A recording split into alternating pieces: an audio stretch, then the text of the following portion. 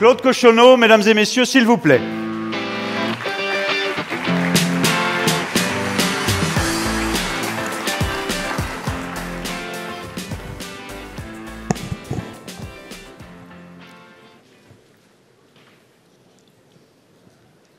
Monsieur le Premier ministre, Monsieur le ministre de l'Agriculture, Mesdames et Messieurs les parlementaires, Madame la Présidente de la FNSEA, mes chers Christiane, Monsieur le Président des JA, cher Jérémy, Mesdames, Messieurs les Présidentes et Présidents, je salue particulièrement mon prédécesseur à ce poste, Guy Vasseur, Mesdames et Messieurs les directrices et directeurs, Mesdames, Messieurs, chers amis.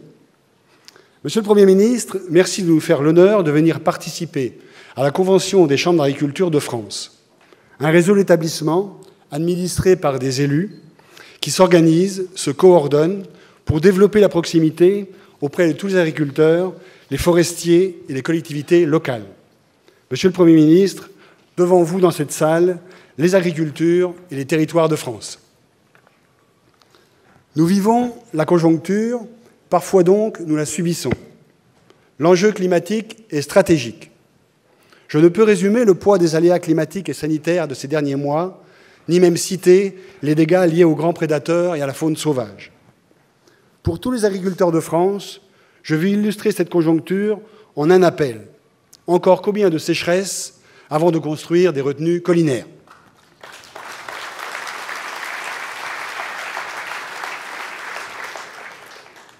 Cette convention Cap Développement est exceptionnelle. Exceptionnelle par la qualité et la diversité des participants, élus et équipes de direction de toutes les chambres d'agriculture, de métropole et d'outre-mer. Cette convention nous permet de nous retrouver, de partager le sens de notre action, nos valeurs et nous projeter. La fin de mandature avec un bilan nourri est le bon moment. Vous avez d'ailleurs dans vos sacoches le bilan de mandature. Je veux rendre hommage ici à tous les conseillers et collaborateurs des chambres qui sont à nos côtés sur le terrain. Permettez-moi également de saluer nos invités. Par votre présence et votre soutien, vous donnez toute une valeur à notre action.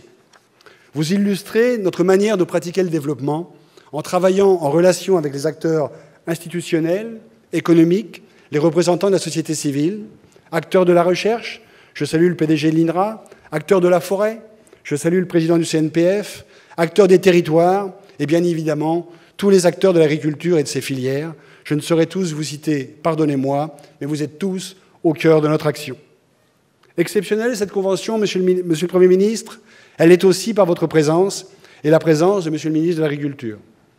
Permettez-moi de vous faire une petite surprise maintenant, en images, si on peut envoyer la technique. Merci. Inauguration cet après-midi à Paris des nouveaux locaux de l'Assemblée permanente des chambres d'agriculture, en présence de nombreuses personnalités, dont messieurs Georges Pompidou, Premier ministre, Debré, ministre de l'Économie et des Finances, Marcellin, ministre de l'Aménagement du Territoire et du Plan. Monsieur Blondel, président de l'APCA, devait insister sur la volonté de l'agriculture d'opérer sa mutation et son intégration à l'économie générale. Monsieur de Caffarelli, président de la FNSEA, insistait quant à lui sur les relations entre les représentants de l'agriculture et les pouvoirs publics. Clôturant cette cérémonie, le Premier ministre devait montrer l'importance croissante de l'agriculture dans notre économie, une agriculture qui représente au stade du consommateur 25% de la production nationale et au sein du marché commun une agriculture qui doit être le fournisseur privilégié de 200 millions d'hommes.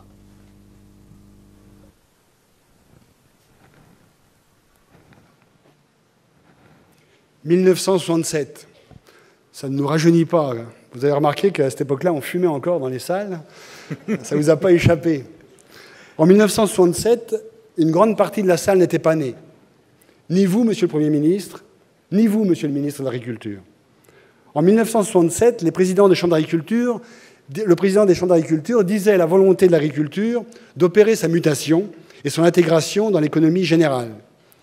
Nos défis ne sont-ils pas à la fois similaires aujourd'hui et bien plus vertigineux? En 1967, on ne sait pas précisément décompter les agriculteurs. Les chiffres varient selon les définitions, mais en tout cas, c'est en millions qu'on nous compte. Aujourd'hui, nous sommes beaucoup moins, 450 000 environ, minoritaires jusqu'à nos communes les plus rurales, Mais avec nos salariés, nos coopératives, nos industries alimentaires, nous produisons beaucoup plus et mieux. Pour autant, nous ne savons pas encore exactement nous décompter. Le registre des actifs agricoles est un bon début. Monsieur le Premier ministre, il faudra aller au bout de l'exercice et caractériser l'agriculteur professionnel. Ne nous arrêtons pas en route.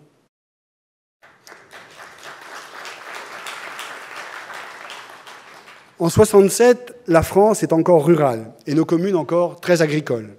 Mais en matière agricole, lorsque l'on parle de pouvoir public, c'est de l'État qu'il s'agit. Aujourd'hui, la décentralisation, les nouvelles régions, les métropoles, les départements et les intercommunalités ont remanié le territoire. Nous nous sommes adaptés rapidement. L'année même de la réforme territoriale, nous avons dissous 14 chambres régionales pour nous ajuster aux nouvelles régions. Il faut saluer ces présidents et ces directeurs qui ont cédé mandats et postes en cours de mandature et à ses collaborateurs qui ont en même temps changé d'employeur. Vous pouvez applaudir parce que nous sommes les seuls à qui c'est arrivé quand même.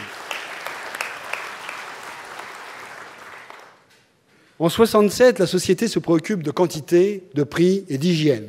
Aujourd'hui, la société se préoccupe du réchauffement climatique, de qualité, de diversité, des conditions de production pour les plantes comme pour les animaux et de proximité. Ces préoccupations sont les nôtres depuis longtemps. Ainsi, avec 8000 agriculteurs engagés dans le réseau Bienvenue à la ferme, qui fête ses 30 ans cette année, nous développons des circuits de proximité. Monsieur le Premier ministre, nous sommes prêts, autour du contrat de solution, à diffuser des pratiques éprouvées de réduction des intrants.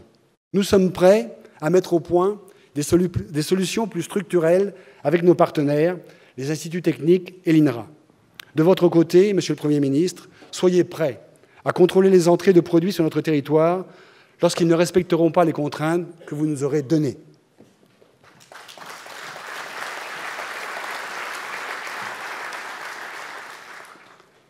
En 1967, la grande distribution est en plein essor. Aujourd'hui, un nouveau partage de la valeur est exigé, pas seulement par les agriculteurs et les PME, mais par la société entière, qui comprend bien que tout cela ne tourne pas rond. Dans le projet de loi issu des États généraux de l'alimentation, la limitation des promotions et la répercussion d'une petite partie des coûts de distribution sur le seuil de revente à perte sont deux dispositifs clés. Il est urgent que les textes sortent. Monsieur le Premier ministre, réunissez les signataires de la charte d'engagement pendant qu'il est encore temps pour que les prochaines négociations commerciales se passent mieux. Mettez la pression. En 1967, le Premier ministre soulignait l'importance d'un marché de 200 millions d'Européens. Aujourd'hui, nous sommes plus de 500 millions. Aujourd'hui, nous exportons un peu, ou beaucoup, ou passionnément, selon les filières, des produits à plus ou moins forte valeur ajoutée. Parfois, pour le même produit, nous importons tout en exportant. Monsieur le Premier ministre, avec les plans de filière, vous faites peser sur les professionnels une responsabilité importante. Or, une vision transversale est nécessaire pour tenir compte de l'entreprise dans son territoire. Nous avons besoin de votre impulsion. En 1967, la PAC n'a que quelques années. Elle garantit des prix compétitifs pour les transformateurs et les consommateurs et préserve le revenu des producteurs. Aujourd'hui, dans la réforme qui s'engage et dont le calendrier est incertain, deux grandes orientations doivent être suivies et deux écueils évités. Deux orientations clés, avec d'une part un dispositif de gestion des aléas, tant par des outils de gestion des marchés que par des dispositifs individuels de type assurantiel, complétés au niveau national par des dispositifs fiscaux. Et d'autre part, toutes les exploitations ne sont pas résilientes. Nous avons proposé dans un livre blanc sur la multiperformance que nos entreprises qui en ont besoin se mettent en mode projet et entament une transition vers un système d'exploitation plus robuste. La PAC doit permettre d'accompagner ces projets. C'est un investissement d'avenir. Deux écueils sont à éviter. Le premier, ne pas prévoir un budget suffisant, et cela vaut aussi pour le budget national. Nous avons ainsi les plus grandes craintes au sujet de l'allègement des charges pour les travailleurs saisonniers, le TODE. Un second écueil à éviter, permettre une subsidiarité qui n'en serait pas une et qui provoquerait des distorsions au sein du marché européen. Nous comptons sur votre volonté et votre force de persuasion pour réussir cette négociation. Je crois qu'on m'a mis un verre. En 1967, enfin, la télévision commence à se déployer, la presse est le média dominant. Aujourd'hui, la vague numérique déferle sur nous et fait bouger tous les repères, parce qu'elle concerne tout le monde. Et dans le même temps, elle laisse entrevoir de véritables perspectives de progrès. Nous sommes preneurs et clients de ces technologies et force de proposition, avec une offre pertinente d'outils et de services auprès des agriculteurs, avec une plateforme API créée avec les instituts techniques pour mutualiser les acteurs du numérique agricole. C'est le début du grand portail agricole numérique que vous appelez de vos vœux. N'en cherchez pas d'autres. Nous avons parcouru du chemin depuis 50 ans, mais l'histoire ne s'arrête pas là. Au contraire, elle semble s'accélérer au rythme d'un train à grande vitesse. Je ne les aborderai pas toutes, mais je veux les énoncer, ces réformes et ces négociations en cours, qu'elles soient du fait ou non de votre gouvernement. Accords et projets d'accord sur le CETA, Japon, Mercosur, Nouvelle-Zélande, projet PAC 2020, États généraux d'alimentation, plan glyphosate, ESSOC, pacte, apprentissage, fiscalité, plan phyto, CAP 2022, et avec le projet de loi Élan, je reprends mon souffle. Nous avons le tournis, Monsieur le Premier ministre. Est-ce bien réaliste? Est-ce bien raisonnable? Dans cet environnement volatile, incertain et complexe, comment le réseau des chambres se déploie-t-il? Pour bien agir, nous acceptons nos missions, celle du Code rural, qui a beaucoup bougé depuis la loi d'avenir. Avec la loi ESSOC et dans la suite des États généraux de l'alimentation, vous précisez notre champ d'action et vous souhaitez expérimenter de nouvelles missions. Soit, mais n'allons pas plus loin. Pour bien agir et donner du sens, nous nous appuyons sur notre ambition, porter un nouveau développement pour plus de vie dans les territoires. Nous nous appuyons sur nos forces, nos valeurs, la proximité, l'innovation, l'efficacité et le réseau. Nous nous appuyons sur notre stratégie de mandature, présentée en mars 2013, et concentrée sur 3 piliers de fin de mandature. Le premier pilier, c'est le développement de la multiperformance avec le livre blanc dont j'ai déjà parlé. En plus de l'accompagnement des groupes d'agriculteurs, s'impose à nous une demande d'accompagnement individuel. Les solutions pour demain passent par une approche globale des systèmes d'exploitation et une personnalisation des réponses. Il n'y a plus de modèle type. Ce fut un défi pour la présente mandature et ce sera aussi un défi pour la prochaine. Le deuxième pilier de notre mandature, ce sont les projets territoriaux. Nous avons développé un accompagnement spécifique avec une offre de services, Teralto, et nous travaillons de manière étroite avec les représentants des collectivités. Je pense notamment aux régions, aux départements et aux communautés de France. J'associe à ce pilier notre nouvelle démarche en matière de forêt que nous avons mise en place cette année avec le Comité national d'orientation, valorisation, bois, territoire et les services régionaux bois et forêt. Irons-nous plus loin? Et le pilier 3, l'efficacité de l'organisation en réseau. Et ici, nous sommes, vous êtes, nous sommes le réseau. Seule issue pour réussir dans cet environnement mouvant et complexe. Notre principe d'organisation est simple. L'organisation vient soutenir notre stratégie métier qui met en œuvre des missions larges et ambitieuses et qui s'exercent dans la proximité. Pour toutes ces raisons, nous avons réformé notre réseau. Un réseau qui se compose d'établissements territoriaux, départementaux ou interdépartementaux, pour ce qui est stratégique dans l'accompagnement et la représentation de proximité auprès des acteurs agricoles, forestiers et des collectivités locales. Les échelons régionaux et nationaux jouent, eux, un rôle essentiel de coordination, de synthèse, de représentation et de gestion déléguée du back-office pour la réussite du réseau. Je vais maintenant conclure. C'est parce que l'environnement est volatile et complexe que nous portons l'ambition d'un nouveau développement pour plus de vie dans les territoires.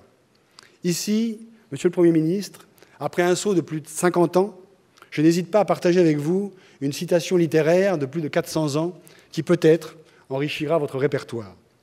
En 1600, Olivier de Serres, le père de l'agriculture soutenable, introduisait l'ouvrage de sa vie, Théâtre d'agriculture et ménage des champs, par ces mots. Je cite : « Le fondement de l'agriculture est la connaissance du naturel et des terroirs que nous voulons cultiver, afin que nous puissions manier la terre avec artifice requis, et employant à propos et argent et peine, recueillons le fruit du bon ménage, c'est-à-dire contentement, avec modéré profit et honnête plaisir. Vous l'entendez, Monsieur le Premier ministre, vous le comprenez bien, nous, les chambres d'agriculture, fortes de notre organisation de proximité et en réseau, nous sommes conscients de la responsabilité considérable que nous avons pour la transition agricole et alimentaire dans les territoires. Et les nombreux élus et collaborateurs qui sont ici ou dans leur chambre d'agriculture sont prêts, sont heureux et fiers de servir cette ambition pour la France. Je vous remercie.